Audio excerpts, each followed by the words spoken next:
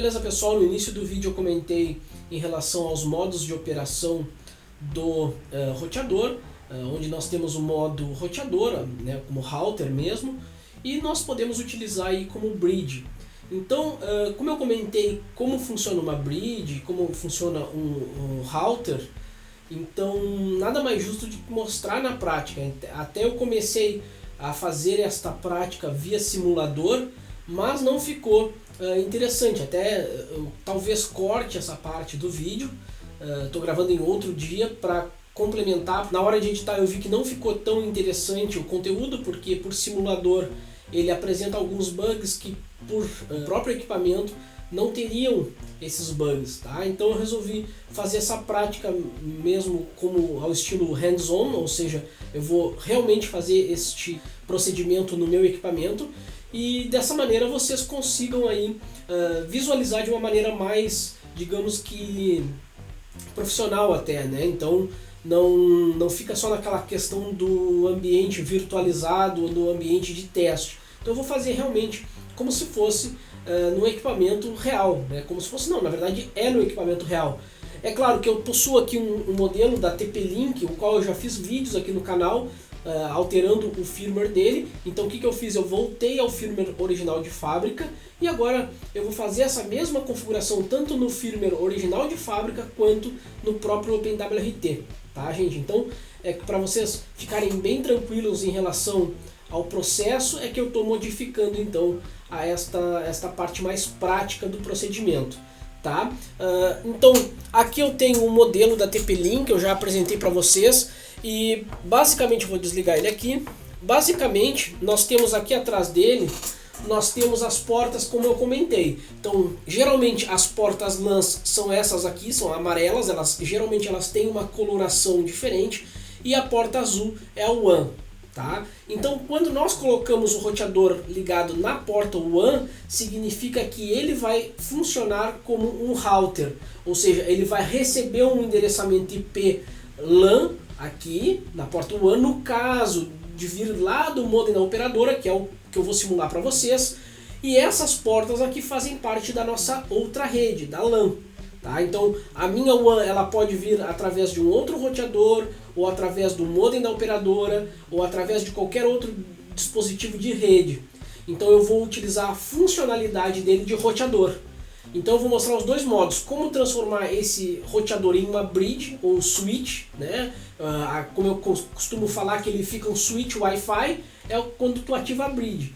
E quando tu não ativa a bridge, quando tu deixa ele no modo padrão, que é o modo router, ele faz um roteamento, ele vai receber uma rede através da porta WAN e vai redistribuir, ele vai passar a ter uma rota, uma rede separada através das portas LAN. E aí a Wi-Fi faz o conjunto das portas LAN.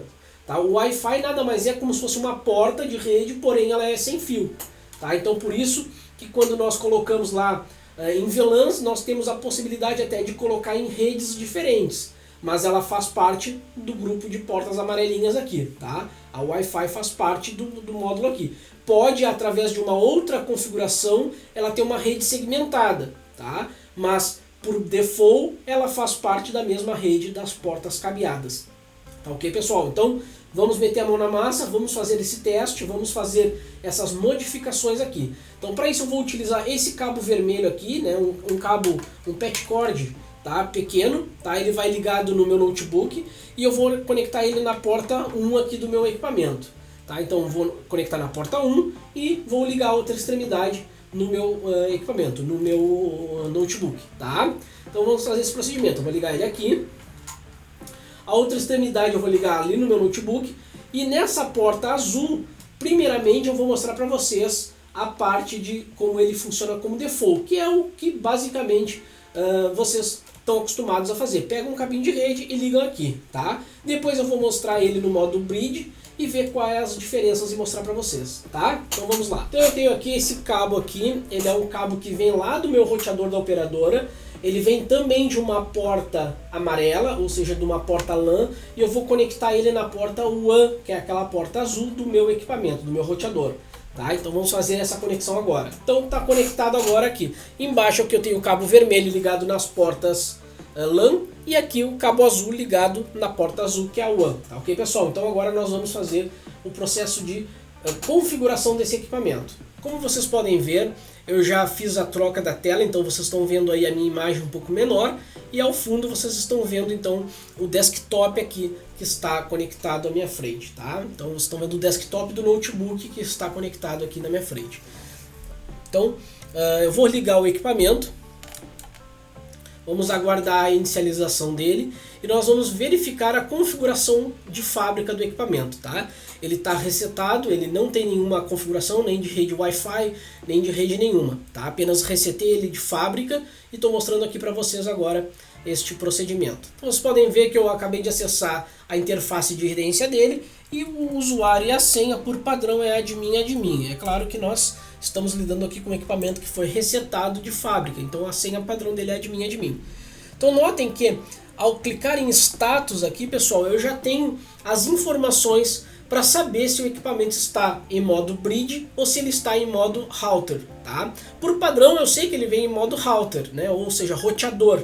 Então o que eu quero demonstrar aqui para vocês? Que aqui nessa janela de status, isso pode variar de equipamento para equipamento, mas pelo menos no equipamento da TP-Link se mantém esse padrão, tá? Vocês vão verificar que tem WAN e LAN, tá? Então eu tenho aqui o meu endereço de LAN, aí vai ter o endereço de MAC, o endereço dele é o IP address. O IP address dele é 192.168.0.1.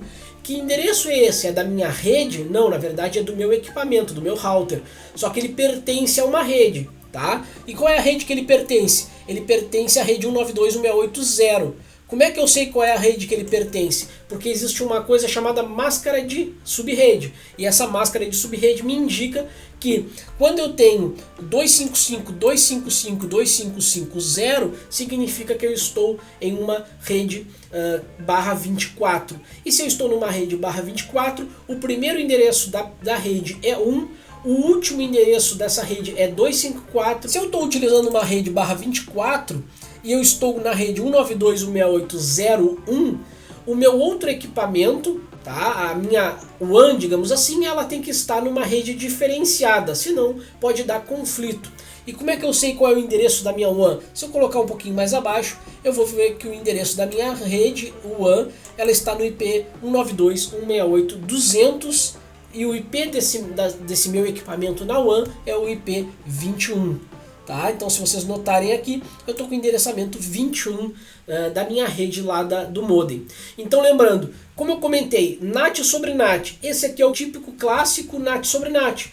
Pois lá no lado do modem eu tenho uma rede 192.168.200/24, né? 200.0/24. E nessa extremidade eu tenho uma rede 192.168.0.0/24. Então, ou seja, eu estou fazendo um NAT sobre NAT. Se eu quisesse trazer esse cara aqui para o modo bridge, eu vou agora fazer essa configuração para torná-lo ele uma bridge. Mas lembrando, eu preciso, antes de transformar ele numa bridge, eu posso configurar, eu até preciso configurar, é recomendado que se configure uma Wi-Fi, já que ele tem o Wi-Fi disponível nele e eu vou utilizar essa Wi-Fi, então primeiramente eu faço a configuração do Wi-Fi, tá? Então de modo bem estratégico e rápido, eu vou apenas colocar aqui o nome, rede Wi-Fi, tá? Eu vou colocar aqui qualquer coisa, vou salvar essa rede, vou colocar uma senha para essa rede, eu posso até deixar sem senha, o que nos dias atuais nem é recomendado, tá? Mas eu vou configurar uma senha para ele, vou clicar em Security e eu vou colocar aqui uma senha, tá? Tá aqui a minha senha, vamos supor que eu queira aquela senha ali mesmo, tudo bem, ok, então vamos salvar. Pronto, agora a minha rede Wi-Fi ela está disponível e ela também está com senha. O que eu preciso fazer agora? Bom, eu preciso transformar esse cara aqui em uma bridge, para que ele não tenha mais esse endereço IP, 192.168.0.1. Então como é que vai funcionar? Primeiramente eu preciso vir aqui no DHCP. Tudo basicamente vai envolver, o que vai envolver de configuração no equipamento é apenas a desativação do DHCP. Configuração no equipamento de forma lógica, digamos assim, eu vou precisar apenas modificar a configuração de DHCP, ou seja, ele não vai mais distribuir endereçamento IP. Por quê? Porque aí eu desativo juntamente com isso a funcionalidade de roteamento. Ele não vai fazer um roteamento de uma rede para outra. Então, quando eu desativo aqui o DHCP, eu vou dar um disable, vou aplicar e aí ele vai pedir para reiniciar o equipamento. Então, vamos reiniciar, já que eu salvei. Eu posso fazer outras configurações no equipamento também, mas de momento eu não quero que ele distribua IP. Tá? Então, por que eu não quero? E isso tem uma... Digamos que existe um porquê de não querer distribuir endereçamento IP. Eu vou mostrar para vocês de duas maneiras. A primeira, aqui na própria tela do computador, e a segunda, através do próprio equipamento. Tá? Então vamos aguardar ele reiniciar. E obviamente que se eu agora utilizar aqui um CMD e pingar para 8.8.8.8, que é o endereço lá do Google, vamos fazer esse teste. Ele está pingando, tá? Por que ele está pingando? Agora ele parou de pingar porque ele estava aplicando a configuração, tá?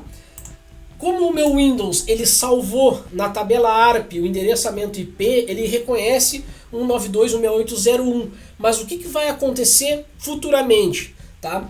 Eu vou desativar a minha interface de rede, tá? Vocês podem ver que ele já até parou de pingar. Eu vou desativar a minha interface de rede aqui no próprio Windows. Tá? Eu estou fazendo no equipamento da minha esposa, por isso que eu estou utilizando o Windows aqui. Tá? Então, para não precisar desmontar o meu equipamento lá, eu acabei pegando emprestado o equipamento dela. Então agora eu vou ativar novamente a minha interface de rede, eu desativei. Se ele tentar pegar um IP, que é o que está acontecendo ali, ele está tentando identificar essa rede, ele não vai conseguir, porque nós fomos lá e desativamos o DHCP. Então agora se eu tentar acessar aqui, ele não vai mais conseguir acessar o roteador Wi-Fi. Tá? Ele não vai conseguir mais acessar a interface web do meu roteador. Bom, e agora, Diego, está funcionando o modo bridge? Não, falta um detalhe de hardware, digamos assim. Tá? O detalhe de software nós fizemos, nós desabilitamos o DHCP. Tá? Com isso, eu tenho o Wi-Fi funcionando? Sim, eu tenho. Se eu clicar aqui e exibir as redes sem fio, vocês vão perceber que em algum momento vai aparecer aqui a minha rede Wi-Fi. Mas tá aqui, ó, rede Wi-Fi, ó. Tá ali, tá seguro. Porém, esta rede Wi-Fi, tanto por cabo, o roteador por cabo, quanto a rede Wi-Fi, ela não tem o serviço de DHCP ativo. Logo, eu não vou conseguir me conectar. Da mesma maneira que por cabo, eu também não consigo me conectar. Então, se eu pingar aqui para 192, ele não vai pingar mais, porque ele não consegue chegar através, mesmo da conexão física, no equipamento.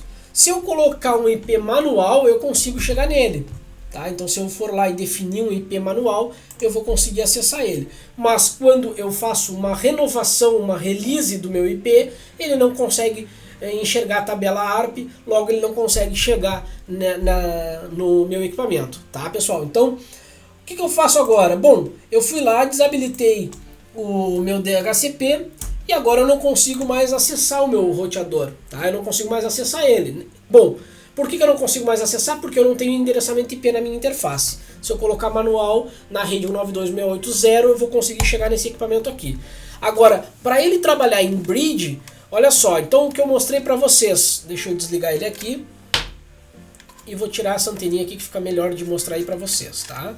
Mesmo na tela pequena aí vocês vão conseguir acompanhar. Aqui na minha mão aqui eu tenho o meu roteador, tá? Então esse cabo aqui, ele vem lá do outro roteador. Tá? Ele vem lá do modem da operadora, nas portas LANs. Então, esse cabo aqui, teoricamente, ele tem um DHCP ativo lá do outro lado. No outro equipamento existe um serviço de DHCP, o qual está enviando IP para este equipamento aqui, por este cabo aqui. Tá? Então, se eu plugar esse cabo aqui num computador, ele vai pegar o IP lá do modem da operadora. Se eu colocar ele na porta WAN, o que vai acontecer? Ele vai me dar a IP da rede WAN, né, lá do modem. Se eu colocar ele na porta LAN, o que vai acontecer se eu não desativasse o DHCP? Essas portas aqui também iriam espalhar DHCP, eles iriam atribuir endereços de IP do meu roteador nas minhas máquinas. Não é assim que funciona. Se eu ligar esse cabo aqui no meu notebook ele não estava pegando o IP da rede 192.168.0 alguma coisa, então se eu plugo esse cabo azul que vem de um outro roteador, de um outro equipamento que tem o DHCP ativo e ligo nas portas LANs, vai acontecer o quê? Vai acontecer uma briga de DHCP. Tanto o roteador lá da outra extremidade, através desse cabo azul, vai tentar distribuir IP, como os próprios equipamentos ligados aqui nessas portas também vão tentar enviar DHCP. E aí vai ocasionar o quê? Vai ocasionar que o roteador, o equipamento, ele não vai saber para qual rede ele tem que enviar a requisição. Porque horas vai ter máquinas numa rede, horas vai ter máquina na outra rede, então ele não vai funcionar como tem que funcionar. Tá? Inclusive, talvez nem funcione corretamente. Comece a acontecer o quê? Problemas de endereçamento de rede. Tá? Então por isso que nós precisamos desativar o DHCP. No momento que a gente desativa o DHCP, essas portas aqui, elas passam a ser um switch, ou seja, um switch ele não distribui IP, ele simplesmente entrega as requisições. Tá? Os pacotes vão chegar e vão sair e eles não vão agir com o processo de roteamento, porque nós tiramos a parte de roteador dele. Quando eu ligar agora o roteador, ele não vai ter a função de roteador ativa e ele vai passar a entregar os IPs por outro equipamento. Porque se eu tenho esse cabo aqui que vem um DHCP nele, lá do outro equipamento, ligado numa porta que não tem configuração, que não tem nenhuma atividade de roteamento, o computador que estiver ligado na porta ao lado vai passar aqui como se fosse uma chavezinha, né? O computador vai, né, o equipamento, o notebook, o computador, o que for, quando ele solicitar endereçamento IP para alguém, ele vai chegar nessa porta, essa porta vai dizer assim, olha, eu não sei quem é o servidor DHCP, vou testar, digamos assim, eu vou perguntar para alguém próximo. Quem é alguém próximo dele é esse cabo azul aqui. E esse cabo azul aqui vai dizer o quê? Ah, eu tenho alguém que me dá endereçamento IP. Olha aqui, está aqui o meu servidor. E aí então o equipamento, ao invés de pegar endereçamento IP deste roteador que está na minha mão, ele vai pegar endereçamento IP lá do equipamento da operadora. Isso é fazer ele em modo bridge, porque ele está fazendo uma ponte. Ele vai desativar as funcionalidades de roteador, mas vai te trazer a possibilidade de usar uma bridge. Isso a gente vai testar agora. Eu vou conectar ele aqui. E agora o endereçamento IP do meu notebook tem que ser 192.168.200 alguma coisa. E eu não vou ter mais esse equipamento aqui como um roteador, e sim como um switch e Wi-Fi. Tá? Então ele vai passar a trabalhar com a funcionalidade de switch e não mais como a funcionalidade de roteador. Então como que eu consigo ver isso aí? Agora eu vou verificar o endereçamento IP dele e mostrar para vocês. Então vamos aguardar ele identificar a rede. Então ele vai começar a fazer essas requisições e vocês vão notar que ele já até inclusive já me trouxe aqui para mim a informação que eu tenho o endereço IP 192.168.222, que é o endereço que está sendo atribuído à minha máquina. Então o roteador agora não tem mais endereçamento IP. Ele não funciona como um roteador, mas sim como um switch Wi-Fi. Tá? Então toda máquina que conectar agora aqui neste equipamento, ele vai ter a função de switch, tá? Então todas as 4 portas que eu tenho aqui, na verdade agora eu tenho 2 sobrando, elas podem ser ligadas em outros equipamentos, em até outros APs, né, para fazer essa configuração como modo bridge. Isso é transformar ele em modo bridge, tá, gente? Então dessa maneira agora, se eu pingar para 888, eu vou ter acesso à internet. Então se eu tenho acesso à internet, o meu IP de saída, se eu for aqui e dar um 3RT, vocês vão ver que o meu primeiro salto ele vai ser para o meu equipamento da operadora, que é 192.168.201, tá sendo exibido aí para vocês, tá, pessoal? Então, dessa maneira eu passo a operar agora no formato de bridge. Então, todo o equipamento que eu desativo o DHCP e coloco a conexão, a porta dele, ao invés de utilizar a WAN, utilizar a LAN, então aí ele passa a ser bridge, tá? Mas eu preciso fazer 2 tratativas. A primeira é desativar o DHCP, primeiramente isso, para depois eu alterar as portas. Se eu fizer a ordem reversa, eu vou causar um problema de travamento no equipamento, porque ele vai tentar ficar enviando DHCP para ambos os equipamentos. Tanto esse roteador aqui vai ficar tentando enviar DHCP para o lado da operadora, como o da operadora também vai tentar enviar DHCP para cá.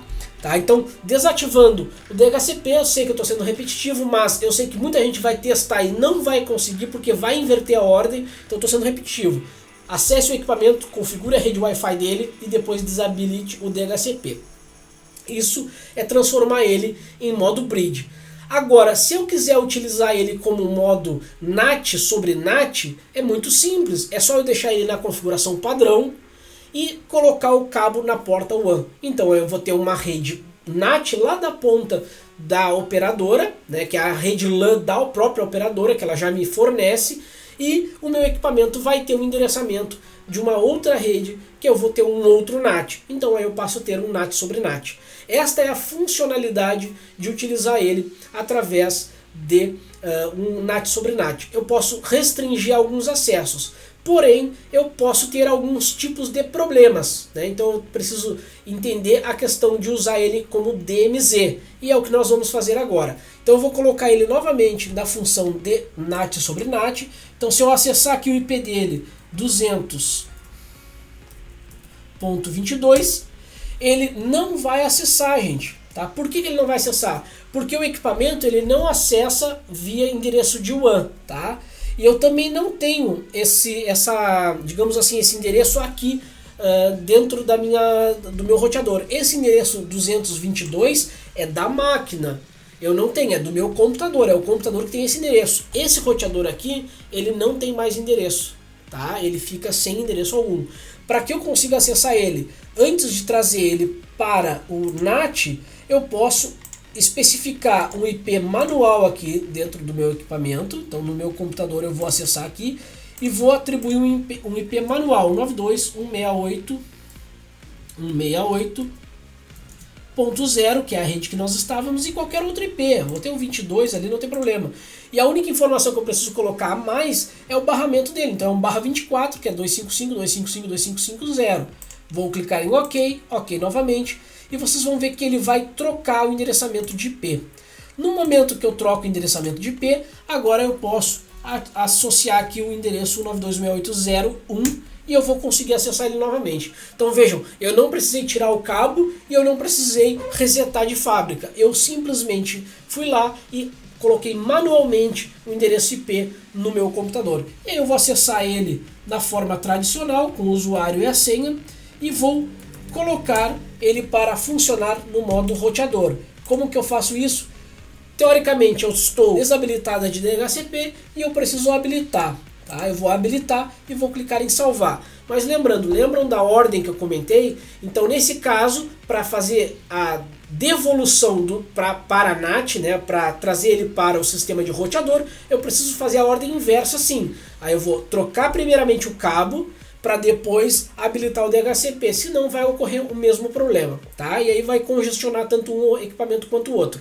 Então com isso eu tiro ele da porta LAN, então removi o cabo aqui da porta LAN e passo ele para a porta LAN. E aí sim agora eu posso vir aqui e habilitar o serviço de DHCP. É claro que ele está solicitando aqui que eu restabeleça o reboot do equipamento e eu vou rebootar ele. E agora eu já posso inclusive trazer ele para o endereçamento automático. Do meu computador aqui eu já posso ir lá e trazer ele para o endereçamento automático. No momento que eu fizer isso aí, ele vai reiniciar o equipamento. Esse equipamento já vai poder distribuir endereçamento IP e assim ele fica sobre NAT sobre NAT. Tá, pessoal? Então, assim que ele terminar o processo, eu vou mostrar para vocês como habilitar o DMZ para ele. Agora que ele já restartou, eu posso mostrar aqui para vocês o endereçamento IP que ele pegou através da porta WAN. Então eu tenho o endereço aqui, o 92.168.200.21. Esse aqui é o endereço dele na WAN. Tá? Então agora ele está funcionando como NAT sobre NAT. Para que eu possa fazer aquela funcionalidade de transformar o meu roteador em uma DMZ, eu preciso necessariamente saber o endereçamento IP da WAN dele. Então lá na rede da operadora, né, do modem, no caso da operadora que eu tenho aqui na minha residência, ele está com o endereço na rede LAN 192.168.221, que é o endereçamento IP dele. Então lá no equipamento da operadora eu vou procurar a opção de DMZ e vou apontar para o IP deste roteador aqui na WAN. Então é o endereço da LAN e sim o da WAN. Por quê? Porque toda requisição que chegar no meu equipamento, lá do modem da operadora, por exemplo, vamos supor que chegue uma requisição de fora para acessar a porta 80 do meu IP. Quando bater a requisição no modem da operadora, ele não importa com o que for, ele vai redirecionar para a minha DMZ. Então, chegou, vamos supor que eu tenho um IP externo, público, 200, 200, 200, 200, na porta 80. Tá? Bateu a requisição ali, ele não importando qual é o equipamento, ele simplesmente, olha, eu tenho um DMZ ativo? Tenho. Então aponta para esse cara, que esse cara deve saber para quem vai ser entregue essa requisição. E aí sim, nesse equipamento é que eu vou fazer as configurações de redirecionamento de portas. E aí eu vou apontar para um IP interno da minha rede. Tá, pessoal? É assim que eu utilizo aqui na minha residência, NAT sobre NAT, controlado. Tá? Não é a melhor solução, eu sei disso, mas é uma solução que consegue, por muitas vezes, transpassar, digamos assim, alguns problemas em relação à liberação de portas da operadora. É claro que se a operadora barrar acesso à porta 80, aí eu não posso fazer nada, eu preciso utilizar uma outra porta. Então eu vou colocar lá na DMZ, lá no meu equipamento, vou botar o IP dele na DMZ e vou configurar para que a porta 8080, por exemplo, externamente, tá? Então o IP 200, 200, 200, 200 na porta 8080 seja redirecionado para o IP 192.168.080 na porta 80. Eu estou atribuindo a porta 8080 externa do IP 200, 200, 200 ao IP 192.168.280 na porta 80. Se ficou muito complicado, não tem problema, porque redes de computadores não é algo trivial de se entender, tá? Não se preocupem. Mas, se vocês se basearem que os problemas que vocês mais vão ter se entenderem os conceitos vai ser tentar identificar o que vocês precisam. Por exemplo, vou dar um exemplo bem pontual. Eu instalei o Nextcloud na minha casa e eu quero acessar de fora. Se a tua operadora barra a porta 80, que é bem comum em planos residenciais de internet, tu vai ter que utilizar uma outra porta externa. Aí tu pode escolher, por exemplo, a 80, 81, 80, 80, sei lá, 90, 90, 40, 40, enfim, tu vai definir uma porta alta, acima de 1024. Essas portas, externamente, elas estão liberadas. Ok? Então o que tu vai fazer? Vamos supor que tu tenha o Nextcloud. Tu vai dizer lá no teu Nextcloud que ele vai trabalhar na porta 80, não tem problema algum. Tu não vai precisar mexer na porta dele. Só que lá na tua DMZ, tu vai habilitar ele trazendo a tua DMZ toda para o teu equipamento roteador. Esse que tu vai fazer um NAT sobre NAT. E tu vai colocar lá nas regras de Firewall este apontamento. Olha, quando vier da porta, vamos supor 9090 do meu IP público, tu vai redirecionar para o IP interno na porta 80. Então a porta externa vai ser uma porta alta, a porta interna vai ser a porta padrão. Tá? Então, por exemplo, vamos supor, eu tenho o Nextcloud na minha residência rodando na porta 9095. Mas o meu Nextcloud, internamente aqui, ele está rodando na porta 80. Quem faz essa tradução é o meu firewall no meu roteador. Tá, pessoal? Então, eu sei que parece ser complexo, mas se tu for ver depois e analisar com calma, é bem simples de tu entender. Como a operadora, por planos residenciais, bloqueiam as portas de serviços essenciais, como a 80, 25, 110, a solução para transpassar esse problema sem precisar trocar de plano para um plano corporativo é utilizando portas acima de 1024. E se tu usar portas acima de 1024, tu pode ter duas opções. Ou tu faz um redirecionamento de portas, que é isso aí que nós fizemos, ou tu faz uma alteração da porta do software que tu quer utilizar. Tá? Então eu recomendo não alterar as portas padrões dos softwares. Porque se tu de repente precisar fazer um update de software, tu tem que reconfigurar todo o ambiente. Então faz via firewall do teu roteador, que aí tu mantém o padrão dentro da tua infraestrutura de aplicações e tu mantém um redirecionamento de portas dentro do teu roteador. Tá, pessoal? Então agora eu vou fazer a alteração desse firmware aqui e fazer o mesmo procedimento no OpenWRT. Tá? Então, como o propósito agora não é demonstrar como fazer um update de firmware, eu vou fazer aqui, eu vou fazer um corte aí para vocês e eu rapidamente vou demonstrar o mesmo procedimento no software OpenWRT.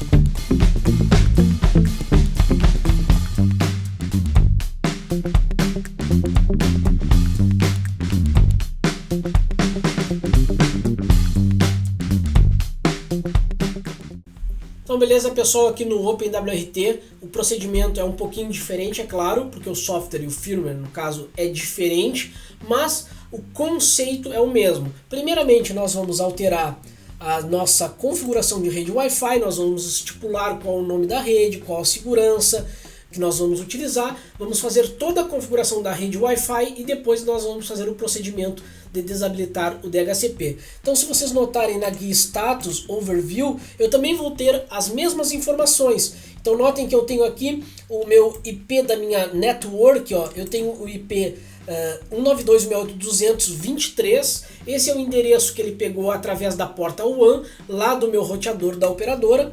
E eu tenho uma LAN 192.168.1.1. Então, para transformar ele em um bridge através do software OpenWRT, eu vou precisar vir em Network, Interfaces, e nas minhas interfaces aqui eu tenho a LAN, a interface LAN, eu vou clicar em Edit, e aí eu vou então desabilitar o DHCP dessa interface, onde simplesmente eu vou precisar vir aqui, e aí eu vou desabilitar aqui, ó, Server DHCP, Ignore Interface. Tá? Ao fazer esse procedimento eu vou clicar em Save e Apply e ele nesse momento ele não vai ter mais endereçamento IP nessa interface. Então lembrando, agora ele vai aplicar, obviamente ele não vai dar endereçamento IP para o meu equipamento, ele não vai ter mais um endereçamento IP. Tá? Para isso eu posso fazer o mesmo procedimento para testar. É claro que por questões aqui do equipamento estar funcionando, eu preciso dar um reboot nele para ele aplicar de fato, porque senão ele não vai liberar a tabela ARP do meu computador e ele vai continuar com o endereçamento IP, só que quando eu rebooto ele não vai mais entregar endereçamento IP para este meu computador. Claro, tirando o fato de que eu estou usando o Windows e acontece que o Windows muitas vezes grava na tabela ARP os endereçamentos IPs. Então, para evitar esse problema, eu vou aqui limpar a minha tabela ARP,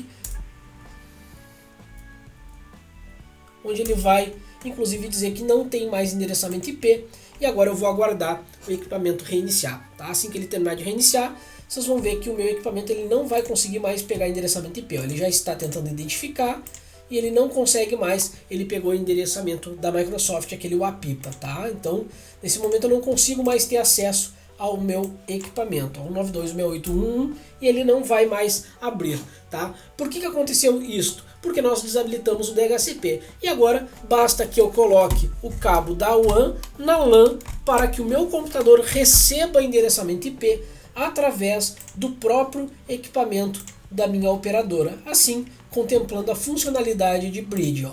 Então notem que agora se eu verificar o endereçamento IP, ele pegou o IP 192.168.222.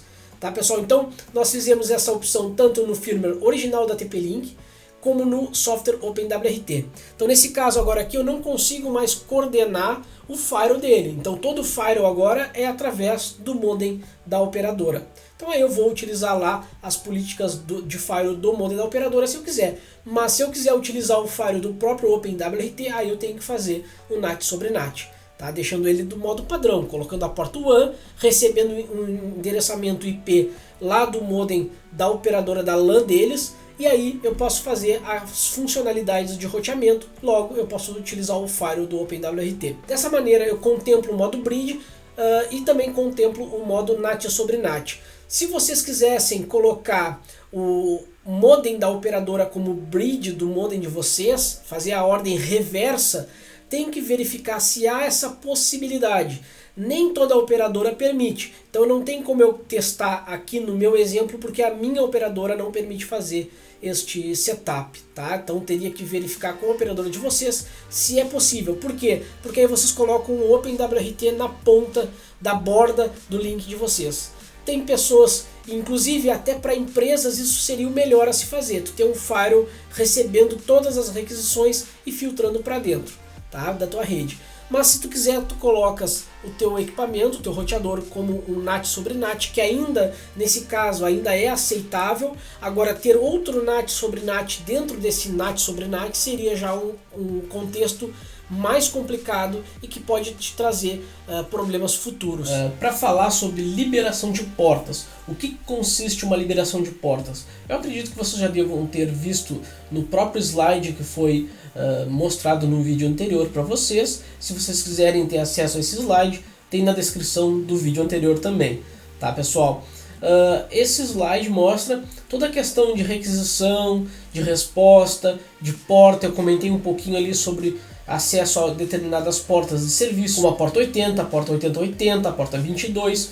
E essas portas, elas são de comunicações específicas no equipamento, né, na tua infraestrutura, tá? Então, em redes de computadores, essas portas de serviços, elas representam por padrão alguns serviços específicos, como por exemplo a porta 22 vai representar por padrão o serviço de SSH, a porta 80 vai representar então o servidor web, aí pode ser o Apache, o Nginx, entre outros. A porta 8080 geralmente aplicações ou proxy reverso, ou aplicações Java, ou aplicações que utilizem a porta web também, mas um proxy reverso. É muito comum aplicações como o próprio Nginx utilizar a porta 8080 para fazer o reverso. 21, a porta de FTP, enfim, cada serviço tem o seu padrão de portas. Então, todos esses protocolos de redes, eles têm as normas, ou pelo menos o que a gente chama de manual desses protocolos,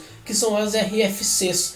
Cada RFC vai representar uma normativa a ser seguida. Eu sei que parece ser teórico demais, mas são essas teorias que vão dar o embasamento para vocês, tá? Então, nesse caso, eu vou mostrar como liberar as portas 22, a porta 80 e a porta 8080, tá? Então, são 3 portas que nós vamos trabalhar, porém, existe uma diferença e vocês têm que compreender essa diferença entre liberar porta e redirecionar porta. Isso é muito importante, tá? Eu sei que parece ser sugestivo o nome, mas a técnica por trás ela tem que ficar bem fixada na cabeça de vocês, para que vocês saibam a diferença entre liberar uma porta e também um redirecionamento de porta.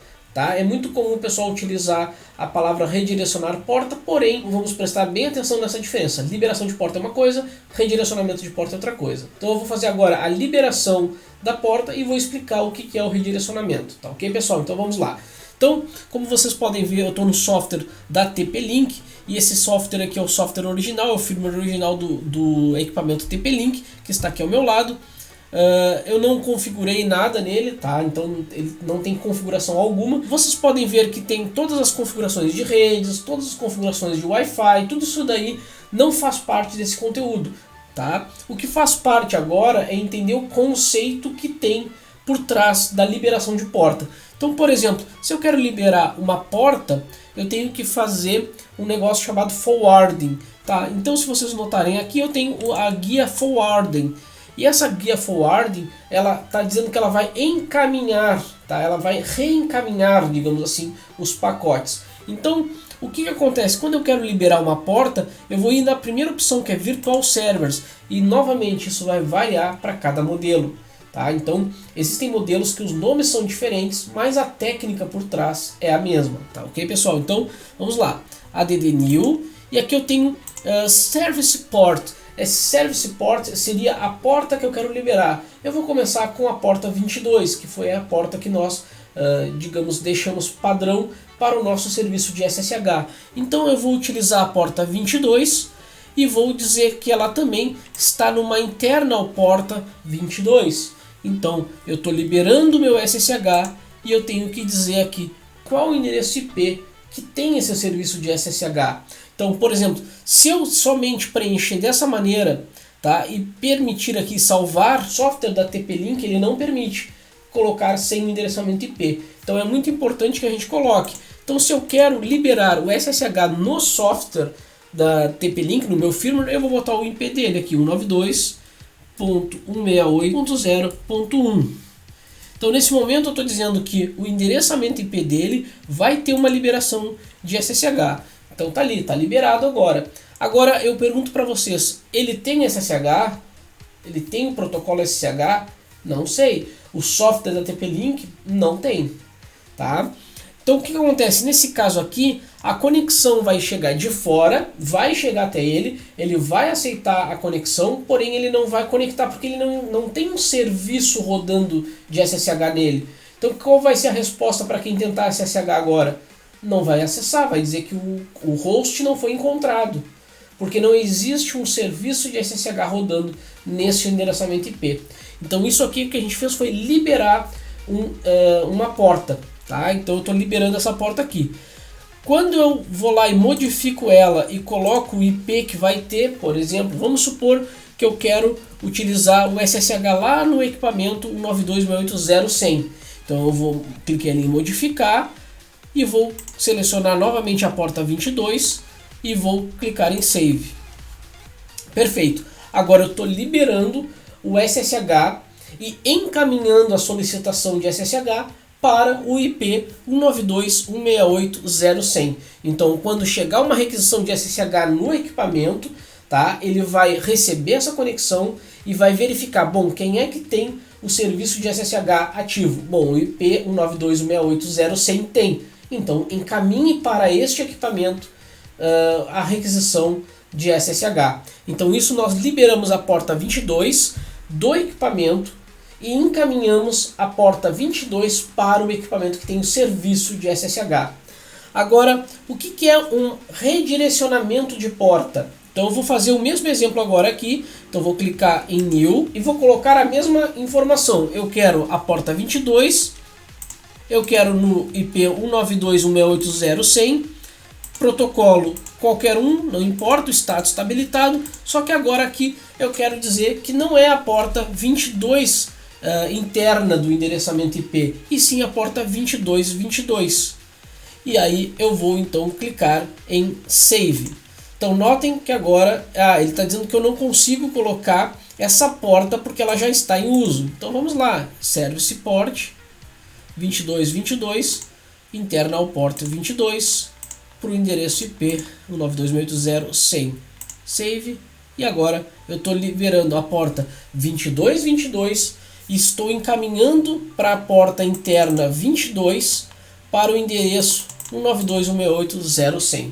Então eu estou liberando a porta 2222 e encaminhando para a porta 22 do meu IP 192.168.0.100. Então toda requisição que chegar na porta 2222 eu estou encaminhando para a porta 22 do meu IP 192.168.0.100. Então vejam a diferença. Uma coisa é liberar a porta e associar o endereço IP que vai ter aquele serviço, e outra coisa é redirecionar uma porta. Então o redirecionamento de uma porta, ele é uma porta diferente da porta do serviço. Então se eu estou dizendo ali que o meu serviço tem a porta 2222, eu estou dizendo que o meu roteador ele vai receber o SSH na porta 2222 e encaminhar para a porta 22 do equipamento 192.168.0.100, que é o IP que nós colocamos ali. Essa é aqui a diferença entre Service Port, tá? Então notem que ele até dá a identificação aqui, Service Port é o número da porta externa, né, serviço de porta externa na verdade, que você quer então fazer o redirecionamento para a porta interna. Então internal port é a porta interna e do equipamento que tu quer acessar. Então eu não estou alterando a porta do SSH lá no meu servidor. Eu estou, digamos que, criando uma porta fictícia chamada 2222, esse é o endereço dela, no meu roteador, e esse roteador, quando recebe a solicitação de SSH na porta 2222, é que aí ele vai empurrar essa requisição até o IP 192.168.0.100 na porta 22. Eu sei, ficou repetitivo? Ficou, mas tem que ficar porque isso aqui é teoria aplicada à prática. Então tem que ficar bem fixo para vocês isso aí, tá? Assim eu vou fazer com qualquer outro serviço. Se eu quiser liberar a porta 80, redirecionar a porta 80, a porta 8080, redirecionar a porta 8080, tá? Então segue o mesmo exemplo. Eu vou botar aqui a porta 8080. Lembrando, a porta 80 ela é a porta de navegação do equipamento. Então tem que tomar muito cuidado ao modificar e ao mexer essa porta, tá? Então a porta 80 ela é a porta de administração do teu equipamento. Então o que é comum o pessoal fazer, tá? É utilizar uma porta secundária, 8080, vamos supor aqui. E aí eu vou apontar para a porta 80 do IP 192.168.0.100 e vou clicar em Save. Agora sim, a porta externa 8080 ela está liberada para acesso da minha rede, tá, de fora para dentro, e ela vai encaminhar essa solicitação, ela vai redirecionar este acesso até a porta 80 do meu equipamento 192.168.0.100. Isso no software da TP-Link. Tá? Em outros firmwares, como da D-Link, em outros equipamentos, pode estar diferente esta opção. Então, lembrando, como eu comentei antes, não há possibilidade de eu realizar para cada configuração de vocês, para cada equipamento de vocês, uma configuração. Tá? Eu estou me baseando no equipamento que eu tenho, mas passando para vocês conhecimento teórico. E se vocês tiverem interesse em aprender o conhecimento teórico, vocês conseguem fazer em qualquer equipamento. Tá? Pode ser um problema de tradução, de repente ali pode estar diferente as opções, mas a teoria é a mesma. Redirecionamento e liberação de porta. Isso vai ser exatamente igual para qualquer equipamento. Feito este procedimento, é claro que eu preciso salvar o equipamento, enfim, e aí fazer os testes necessários. Tá? Nesse caso aqui, como eu estou usando um equipamento aqui que não é o que de costume eu tenho no meu laboratório, eu peguei emprestado esse equipamento aqui, então eu não tenho nenhum serviço sendo utilizado aqui, não poderia instalar nenhum software adicional aqui, porque eu não pedi autorização para a pessoa, mas poderia ser para outro IP, poderia ser para outra porta, poderia ser para outro tipo de protocolo. Desde que na outra extremidade, ou seja, no equipamento 92.168.0.100, eu tenho esse serviço escutando nessa porta. Então, para que eu saiba isso, eu vou utilizar, se for lá o Linux, netstat-an, posso utilizar entre outras opções. Se for o Windows, posso usar um comando para verificar se a aplicação está startada, se o servidor lá, se for a requisição para algum servidor web, para algum servidor específico, para um FTP, aí eu vou verificar lá até nos serviços do próprio Windows, tá pessoal? Então, no software da TP-Link é dessa maneira, não tem nenhum problema de fazer essa liberação aqui, tá? Agora eu vou fazer a alteração do firmware para o OpenWRT e mostro para vocês esse mesmo procedimento no software da OpenWRT. Vamos lá então. Então beleza, agora que eu estou no software OpenWRT, eu posso mostrar para vocês o mesmo procedimento. Mas lembrando, o software OpenWRT ele é baseado em Linux. Então, em Linux nós temos tanto o serviço da porta 80, como nós tínhamos lá no software da TP-Link, mas também nós temos agora um serviço de SSH. Então, se vocês notarem aqui na guia System, nós temos aqui os serviços. Então, nós temos Administration e nós vamos ter aqui na parte de SSH, nós temos aqui a porta 22 sendo utilizada. Então, quando eu habilito agora o serviço na porta 22, eu estou permitindo acesso por SSH ao meu roteador. Então, eu poderia fazer isso, mas se não for o caso, eu posso liberar a porta 22 e redirecionar ela para um outro equipamento. Então, nesse caso do OpenWRT, as portas de serviços, tanto 80 como 22, elas vão impactar sim no equipamento, tá? No roteador. Então, eu tenho que ter muito cuidado. Eu posso simplesmente vir aqui e alterar a porta do SSH do meu equipamento, do meu roteador. Tá? Se eu quiser, eu posso trocar a porta dele aqui para não confundir. Mas eu posso também fazer um redirecionamento, não me impede. Tá? Então, eu mantenho o acesso por SSH. Se eu quiser, eu posso desabilitar o SSH, inclusive. Se eu quiser, eu posso vir aqui e desabilitar o serviço de SSH no equipamento da TP-Link com o software da OpenWRT. Tá? Se você quiser manter, é só manter o padrão que ele já vem habilitado. Para liberar então a porta, eu preciso vir em Network, na guia Network, e em Firewall. Em Firewall eu tenho que fazer duas tratativas, como eu já tinha comentado com vocês. Primeira coisa, eu preciso liberar essa porta, então eu venho na guia Traffic Rules. Na Traffic Rules, por padrão, já vem uma porção de regras, então permitindo ping, o DHCP, entre outros serviços padrões do próprio software, tá? Então, no caso agora aqui, eu tenho a opção de abrir as portas no roteador, ó, Open Ports on Router.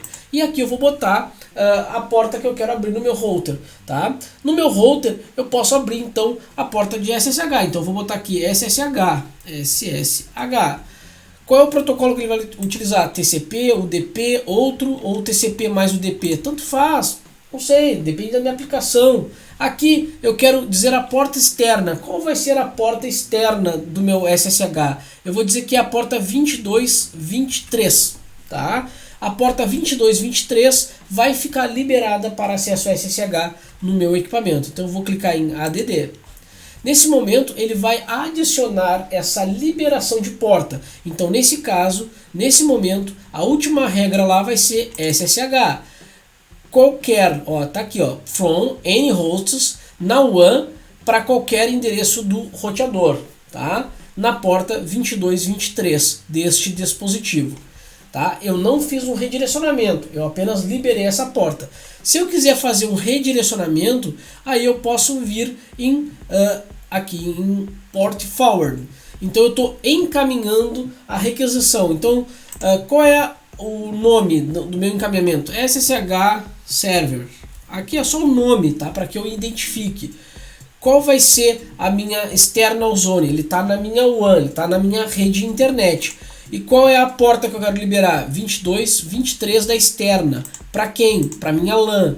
Para qual equipamento da minha LAN? Aqui eu vou selecionar a máquina que eu quero fazer o encaminhamento. Então vamos supor que seja o IP 192.168.223. E aqui ele já vai dar a porta ali, ó, porta 2223 também, tá? Então eu estou encaminhando. Se eu quiser mudar aqui para a porta 22, que é a porta padrão lá do meu serviço, então eu já estou fazendo esse encaminhamento da porta externa 2223 para o IP da minha rede LAN na porta 22. Então aí eu estou fazendo um redirecionamento de porta, tá? Então eu estou agora aqui, ó, adicionei, e aí ele está agora aqui com a opção de redirecionamento. Então eu tenho a porta 2223 liberada e permitida no firewall, por isso que eu preciso vir aqui em Traffic Rules, tá? Porque eu preciso permitir esse acesso. Então se eu não tiver essa opção aqui em Firewall Rules, aqui, ó, Traffic Rules, tá? Quando chegar aqui a requisição, quando chegar no meu roteador na porta 2223, o meu roteador vai verificar primeiramente essa tabela aqui e verificar essa porta está liberada ou ela está com um drop, ela está rejeitando, ela está bloqueada. Bom, se ela estiver bloqueada, ele nem vai verificar qual é o host que ele tem que encaminhar. Então primeiro eu tenho que liberar aqui esta porta para depois eu ir lá e fazer o redirecionamento através da opção de Port Forward. Então aí assim eu vou fazer o encaminhamento. Então ela está liberada no Firewall e agora eu estou encaminhando ela para o equipamento que vai receber essa conexão. Assim vão ser as opções também com outras portas. Por exemplo, eu quero liberar agora aqui a porta 8080. Então eu vou botar aqui, ó, server HTTP. Esse meu server aqui vai trabalhar na porta 8080. Eu vou adicionar a porta 8080.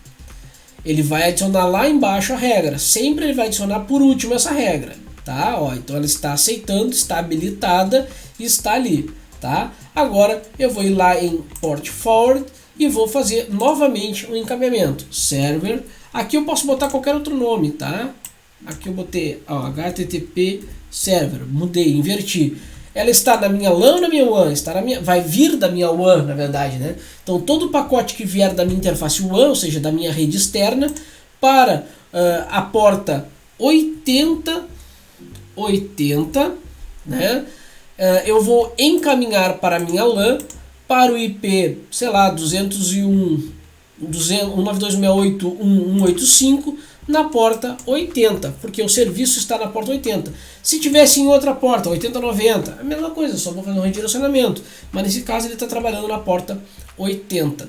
Então, veio de fora na porta 80, encaminha para dentro na porta 80. E ela está, então, sendo liberada agora. Então, vamos supor que agora eu queira liberar a porta 80 e redirecionar ela. Então, eu preciso, novamente, vir em Traffic Rules, permitindo o acesso à porta 80.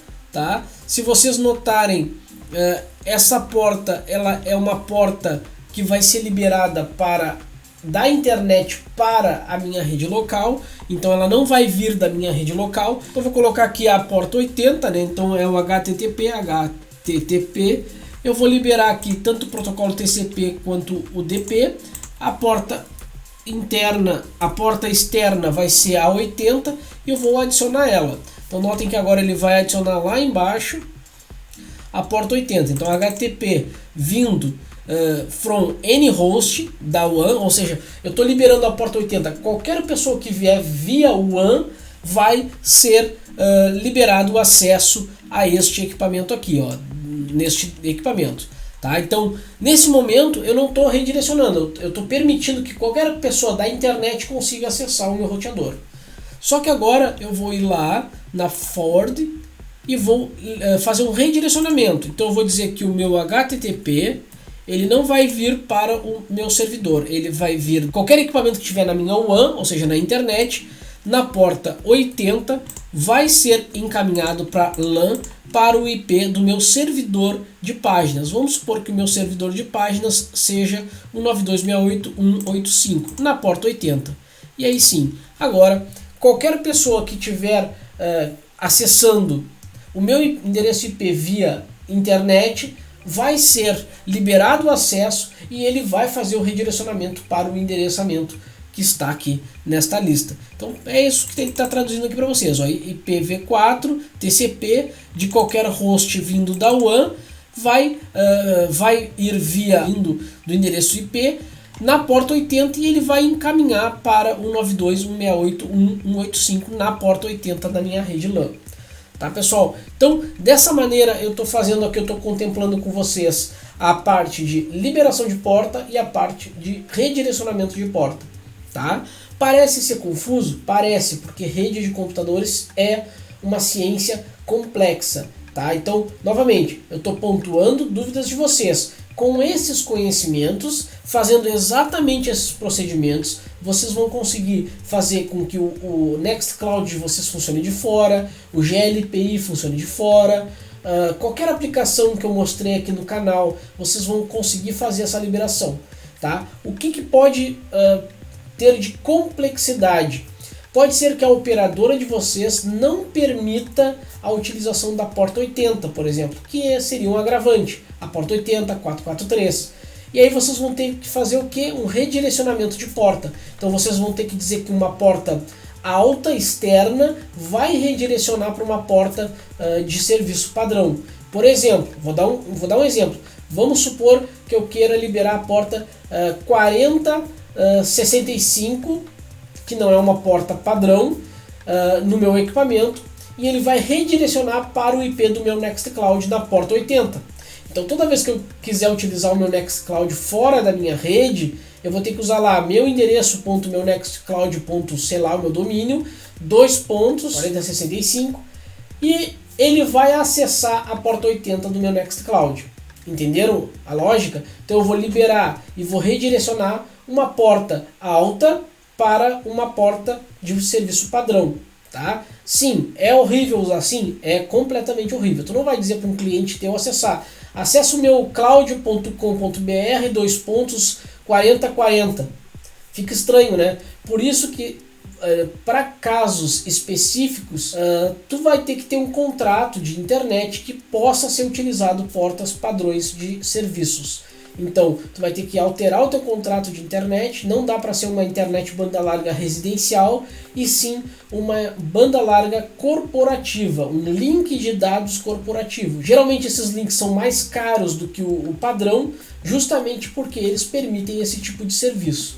Tá, gente? E outras, digamos que melhorias na infraestrutura, como por exemplo, tu vai ter uma largura de banda maior, tu vai estar em um link que é praticamente só teu, tu vai ter alguns IPs válidos fixos para ti, não vão ser IPs que vão trocar a cada leasing, então é outra infra, é outro contrato, então por isso que existe uma grande dúvida do pessoal, e até utilizando muitas vezes serviços como NoIP, como entre outros aí para fazer um monte de gambiarra, e muitas vezes tu não precisaria utilizar isso daí. Então, dependendo do teu projeto, do que tu precisa fazer, então eu recomendo, se for para um projeto mais profissional, que tu contrate um sistema ou uma empresa provedora que te forneça endereçamento IPs fixos com contrato corporativo, justamente para evitar esse tipo de gambiarra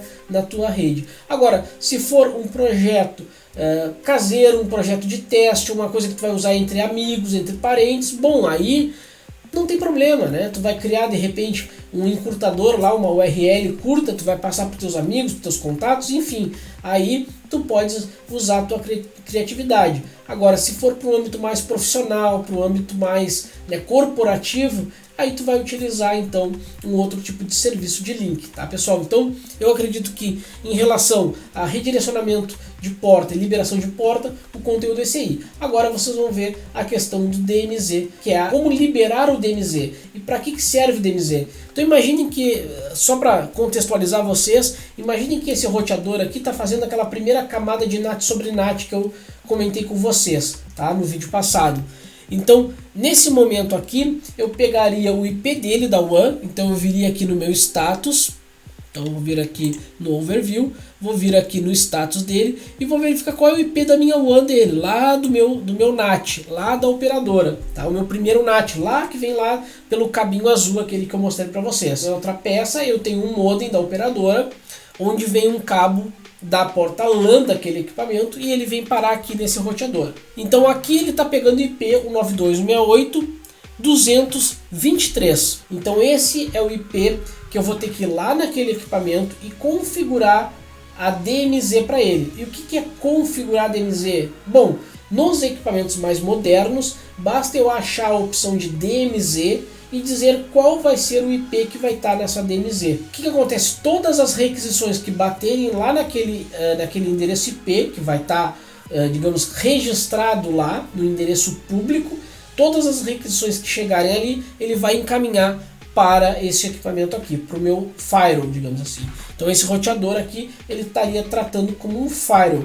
Então, por que o DMZ é utilizado? Geralmente o DMZ é utilizado em projetos maiores de redes, onde tu vai ter de repente um servidor de e-mail, tu vai colocar ele numa DMZ para que ele fique menos exposto a riscos de invasão.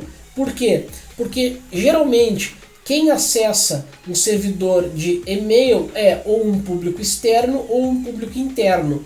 Por público externo, ou seja, acesso externo a ele, tu pode prever diversos tipos de ataque vindo da internet, mas tu pode utilizar algum outro sistema de DS, PS, enfim, para controlar a segurança daquele equipamento.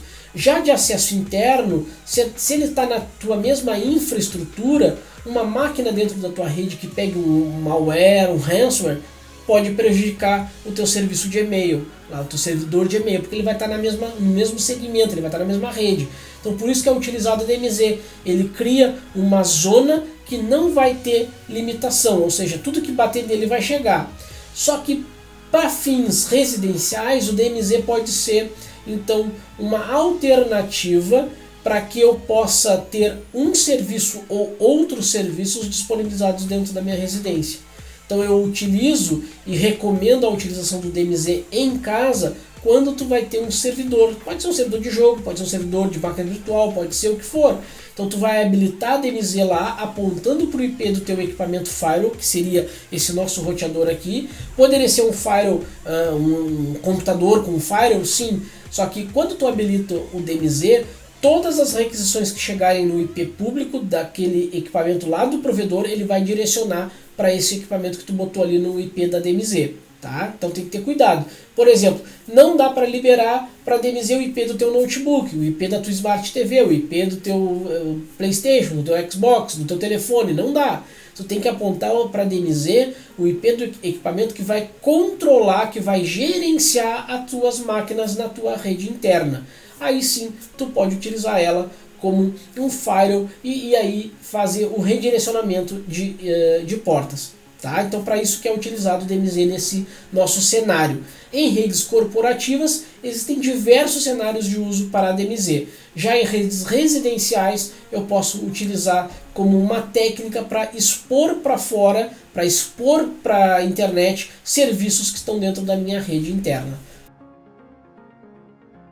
Então aqui ó, eu estou mostrando para vocês um exemplo, tá, do meu equipamento aqui, tá pessoal? Então nessa parte que o DMZ, aqui no caso está traduzido do modem da operadora, então eu coloco aqui o endereço do DMZ, ó, então o meu endereço de DMZ vai ser 192.168.215, quem é esse cara aqui? Então vamos abrir ele. E se vocês notarem agora, eu abri aqui o endereço IP 192.168.215, tá? E esse endereço aqui, tá, ele vai ter então todas as configurações de firewall. Tá? Esse aqui é o meu roteador e eu tenho todas as minhas configurações de firewall dentro dele. Tá, pessoal? Então eu espero que vocês tenham gostado aí desse hands-on que eu fiz e eu vou dar agora a finalização ao vídeo aí com vocês, que eu já tinha gravado, então eu só fiz abrir esse parênteses aqui para a parte prática para fazer mesmo aqui fora do simulador. Eu espero que vocês tenham gostado do vídeo, tá pessoal? É um vídeo bem maçante, teórico, grande, por isso que eu dividi ele em duas etapas e essa etapa também ficou grande. Justamente porque essa parte de hands-on ela é explicar, mostrar, repetir, então não adianta, o canal ele não é um canal de receita de bolo, por mais que se tenha ali todos os passos a se seguirem, tem a nossa wiki, tem a minutagem, mas nós fazemos isso aí para facilitar o acesso de vocês, não quer dizer que vocês têm que usar aquilo ali, sair executando aquilo ali, ou pegar aquilo ali, copiar e colar e resolver o problema de vocês. Nós facilitamos o acesso para que vocês consigam de uma maneira mais profissional ou de repente de ter uma maior qualificação. Então este é o nosso propósito, não é o propósito de trazer um material em formato de receita de bolo e vocês vão executar aquilo ali e vai resolver o problema de vocês, tá? Por isso que os vídeos são grandes e vão continuar grandes. Já comentei em diversos vídeos sobre os tamanhos dos vídeos. Na medida do possível eu tento deixar ele um pouco mais dinâmico, mas é por isso que tem a minutagem na descrição. Se vocês clicarem ali em Leia Mais, vocês vão ter acesso a tudo isso daí. Vejo vocês no próximo vídeo, um abraço e valeu!